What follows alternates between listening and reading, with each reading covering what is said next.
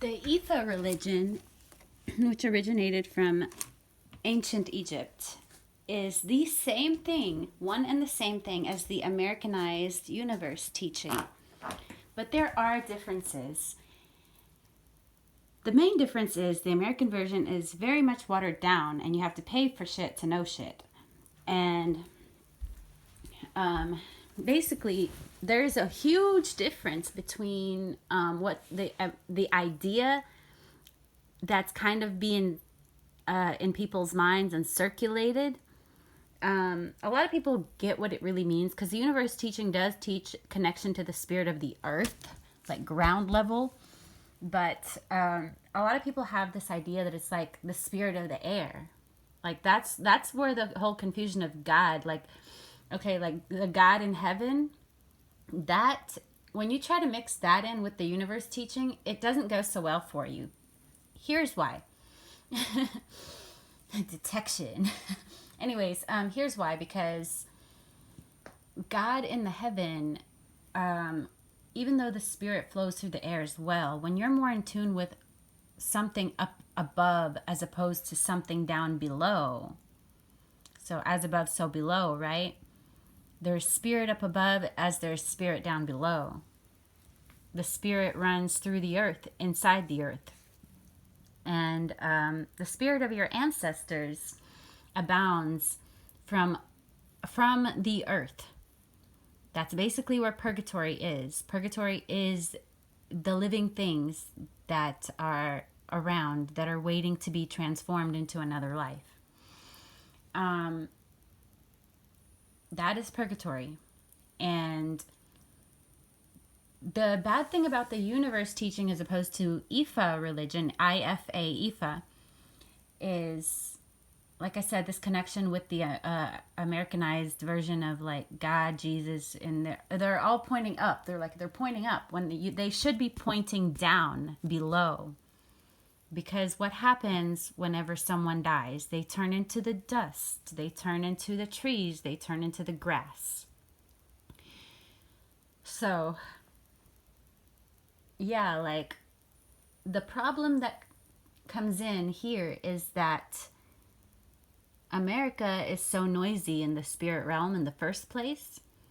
And so, how are you going to decipher in your mind between what is your ancestors talking to you and what is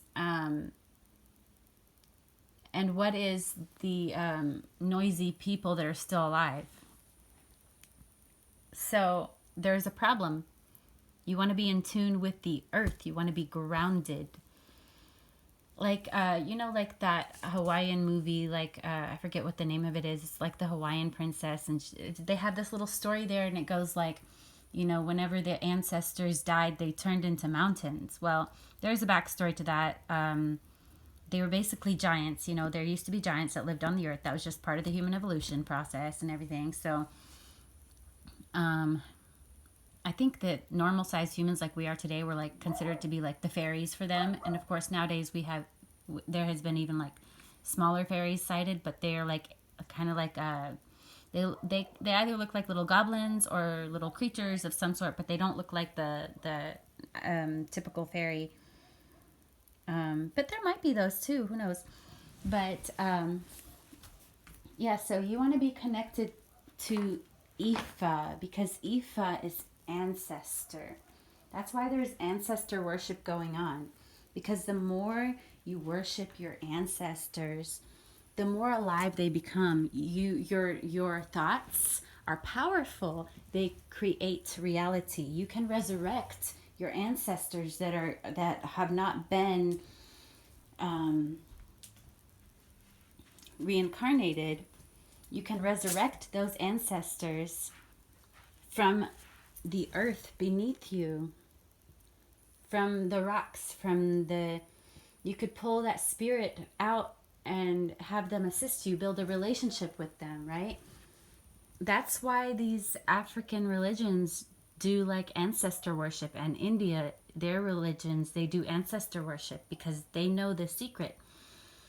So don't focus on the spirit up above, because the spirit up above is usually the noise of the world.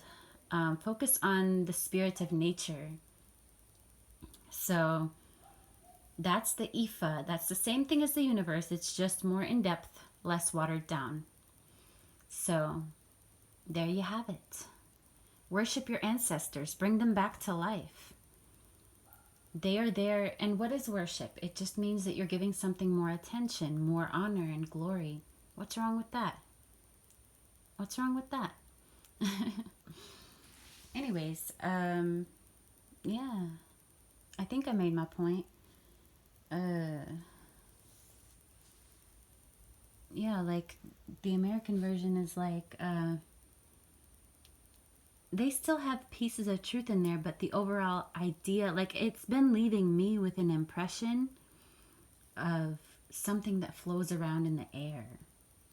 That's true as well, but how can you discern, differentiate between what is ancestral and what is strangers, right? Good lesson. Have a good day.